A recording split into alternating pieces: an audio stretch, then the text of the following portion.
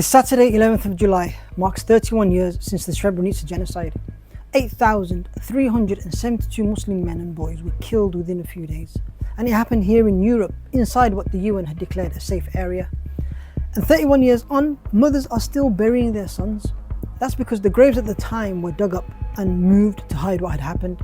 And so remains of those killed come back in pieces. And every July, families gather to bury a few more. Now you see, the genocide of the Bosnian Muslims didn't start with the soldiers. It started years before. The political rhetoric, newspapers calling Muslims a threat, a population problem, people who didn't belong. And if you follow British politics, you realise and recognise some of the language today. Now, there's something we get told all the time by those who try to hide their racism, and frankly some who don't even try to hide their racism and bigotry. And that is, if you assimilate, you'd be fine. If you kept your head down, you'd be fine. If you were a bit less Muslim, visibly Muslim, you'd be fine. But the Bosnian genocide is clear proof of why that's not the case. You see, Bosnian Muslims were probably the most assimilated across Europe. They had the same language, the same schools, the same workplaces as their neighbours. They even married across communities. Plenty of them drank, very few prayed. And in fact, honestly, the only thing Muslim about them was their name. And their name was enough.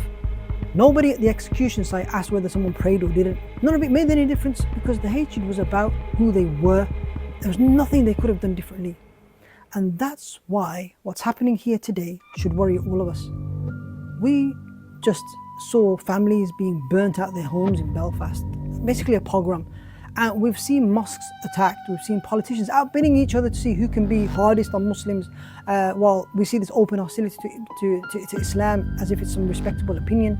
And Srebrenica tells us where that kind of road, or that road actually goes if we don't stand in its way. And so if Srebrenica teaches us anything, and frankly Islam too, it's to be a dignified person, to be a principled person.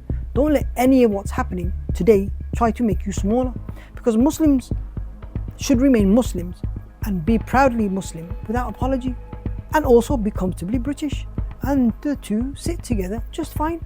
But also don't accept a politics that says our safety has a price, and that price is who you are.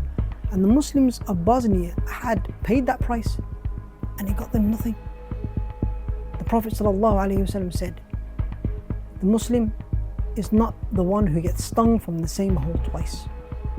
It's important we learn and remember the history, but we make sure we don't make the same mistakes. May Allah grant the martyrs of Srebrenica the highest rank of Jannah, give strength to the mothers still waiting, and make us vehicles of change and a mercy to all.